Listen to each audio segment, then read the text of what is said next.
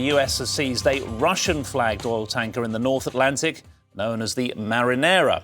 Authorities claim the vessel was breaking sanctions and shipping Iranian oil. US Secretary of War Pete Hegseth says Donald Trump is not messing around and America is acting to advance its own interests. The question's never asked how much does it cost when they're in the Mediterranean or the Red Sea or the Indian Ocean or the Pacific. But now that they're in our hemisphere on a counter-cartel mission or ensuring that an indicted individual comes to justice, now you're asking the question of cost. It's a disingenuous question to begin with. You're trying to find any angle possible to undermine the success of one of the most historic military missions the world has ever seen. The level of sophistication that Senate just was briefed on and the House was briefed on, a classified level, is something only the United States of America can accomplish. The world is taking notice of that. Certainly Venezuela is taking notice of that. David Blevins has more details from Washington, D.C.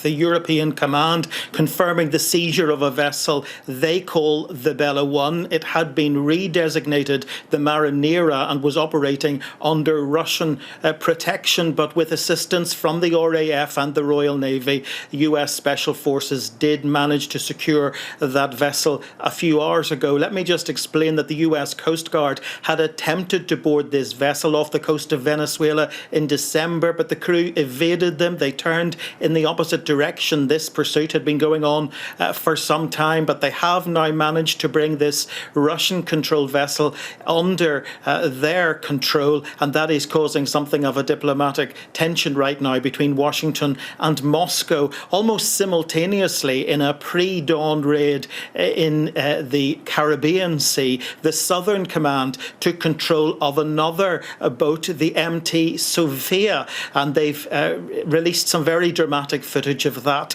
where you see special forces deploying from helicopters overhead onto the deck of that ship and taking control of the bridge. The Americans accuse the crew of engaging in illicit activity. They basically are suggesting that these vessels were transporting sanctioned oil from Venezuela. And Marco Rubio, the Secretary of State, is a man spinning many plates right now. The White House confirming last night that the President and his team were considering ways to acquire Greenland and not ruling out military intervention in order to do so is something that had disturbed not just Democrats on Capitol Hill, but Republicans too. I think the President's acutely aware of that disquiet. A short time ago, he posted on Truth Social about NATO. He said it was important to stress that China and Russia had zero fear of NATO and that we should consider ourselves lucky. He has rebuilt the US military.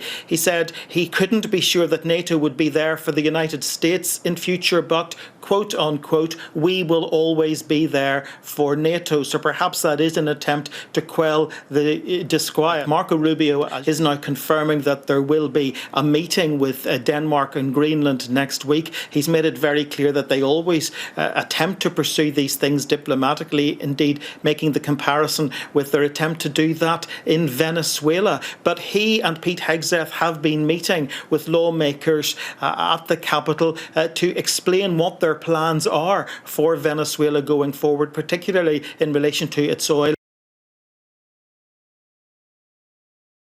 David Blevins with the latest on the seizure of that Russian-registered oil tanker.